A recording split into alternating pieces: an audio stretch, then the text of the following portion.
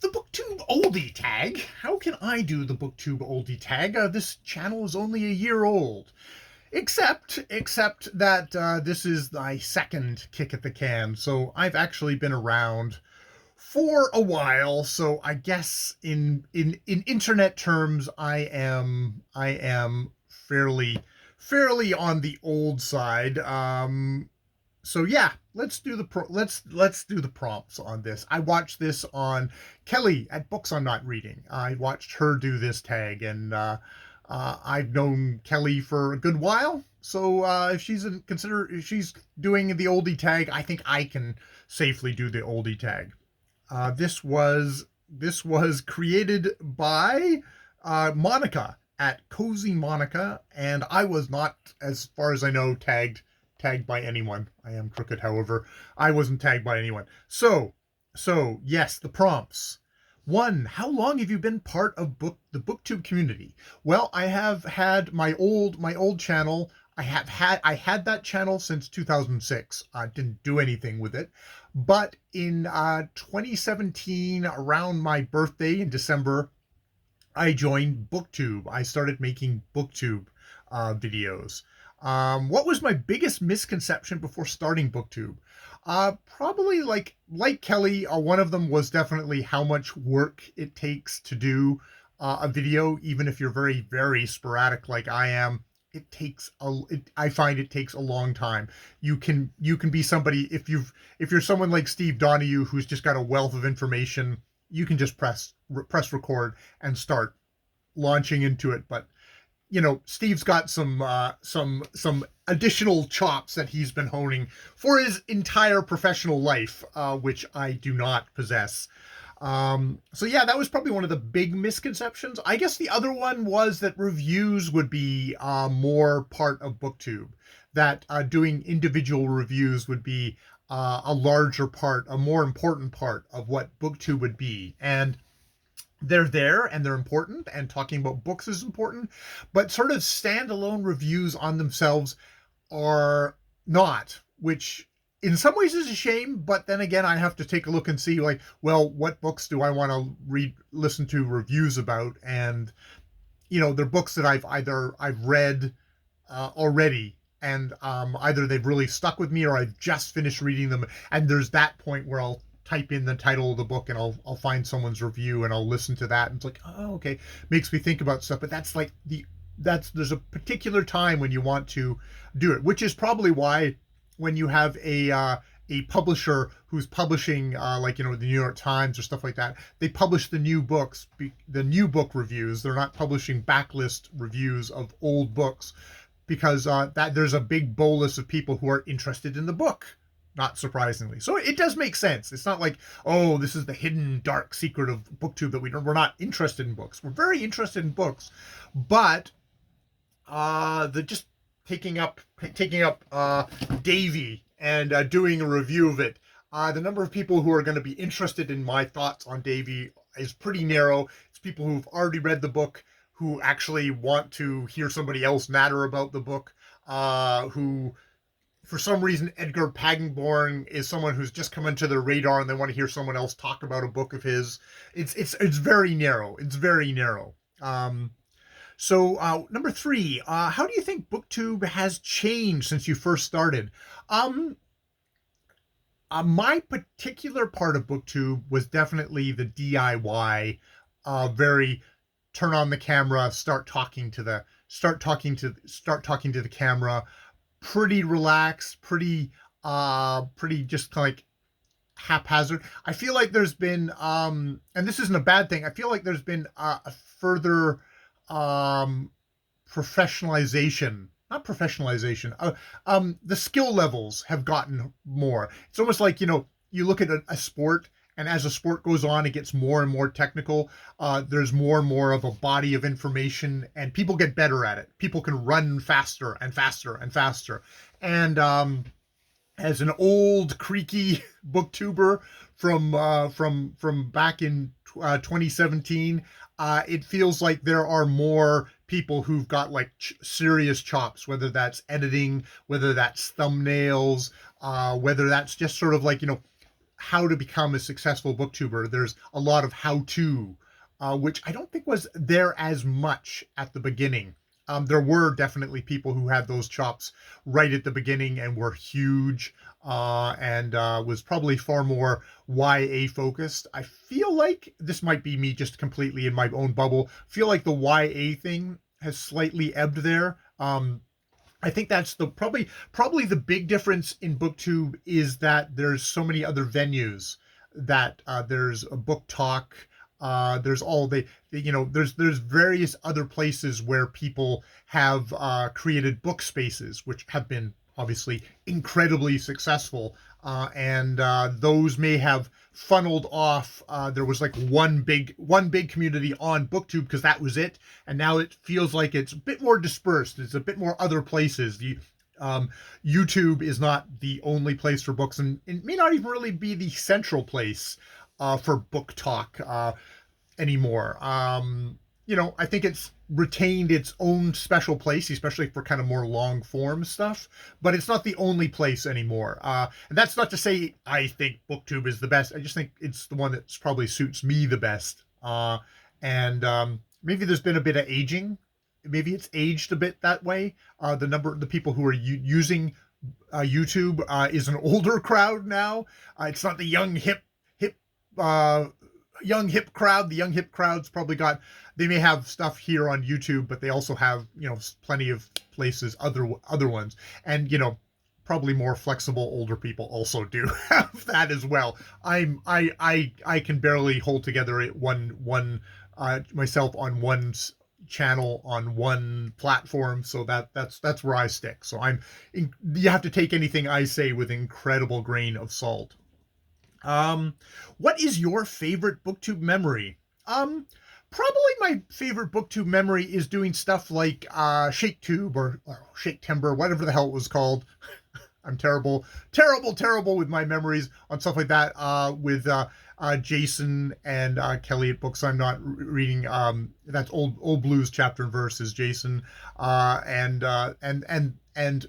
God, the others, he changed his name, so I can't remember his name right now. That's very bad of me. But yeah, kind of reading Shakespeare in September was, and reading with people and having like kind of hearing people all discuss and be very kind of enthusiastic on a very non-academic level of Shakespeare, of a very much personal reaction, just kind of getting into it is like, this is the latest bestseller, and I love the language, I love how it went. It's just like this enthusiasm, which is you can get that in the classroom. Some of my best teachers were actually good at giving passion as well as knowledge at the same time. But yeah, just sort of that was a way of kind of really revitalizing kind of Shakespeare for me. You're reminding me that this is stuff that's lasted because it really still kind of hooks you. It can really kind of hook you in a enthusiast sort of way. So that's probably my favorite BookTube memory.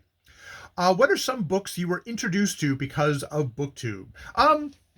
Probably number one, I can't even see where it is Kristen Lavensdatter by Sigrid. Where is she? I have no idea. I don't know. Yeah, probably her, and also, okay, there we go. Probably two of them. Actually, it's funny. Both of these, I think, are Jason at Old Blues Chapter and Verse. It would be Kristen Lavensdatter by Sigrid Undset. And Sarah Walters. This is just a representative of Sarah Walters that I've really enjoyed. Makes me think I should go back and look at all the other things that Jason has said. Hey, maybe you want to check this out, because obviously he's done a really good hit with me. I mean, Steve Donahue got me into Barbara Tuchman, popular historian, kind of mostly known for her stuff in the 60s, which I've really enjoyed. There's a lot. There is a lot.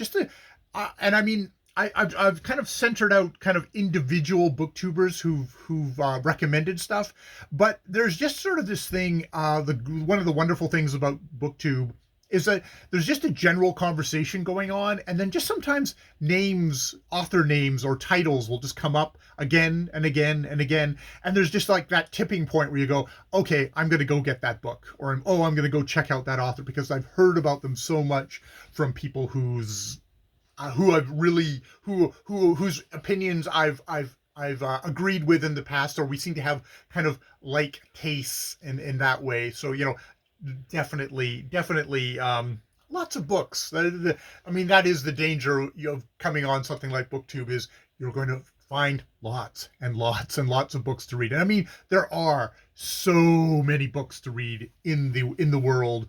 You're never going to get to them all, but this is a good way of pushing you into the direction of a few of those. And that is yeah, one of the great benefits of BookTube.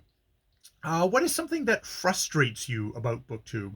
I mean, BookTube is made up of people, and people, people are wonderful, and people can be terrible and cliquish, and they just have misunderstandings and get pissy with each other, and there can be kind of meaningless infighting and stuff like that. It's basically any group of people. You're going to have that kind of, you're going to have the negatives and the positives. And the good thing about BookTube is it's large enough now that if you find one small pond is, I think things are getting a little bit too much of a headache here, you can simply just transfer over to another pond. So it can be frustrating, but it's also a good thing. I mean, the other frustrating thing is that we're on YouTube, and YouTube is a big corporation that has its own agenda, its own things that it wants to do, i.e. make lots of money, squeeze out the profits. And that doesn't always, align with, wanting to be a hobbyist, just puttering around, having fun and socializing with people. There's a lot of stuff that is set up on BookTube to make you want to strive, to make you want to compete. That kind of feeds into jealousies and ambitions and neuroses. And I'm talking all about myself here. I'm not pointing all my fingers at myself here. So that frustrates me about BookTube. But I mean, so that's the world. I live in a capitalist society. Yeah. So yeah, there's all that. What is your hope for the future of BookTube?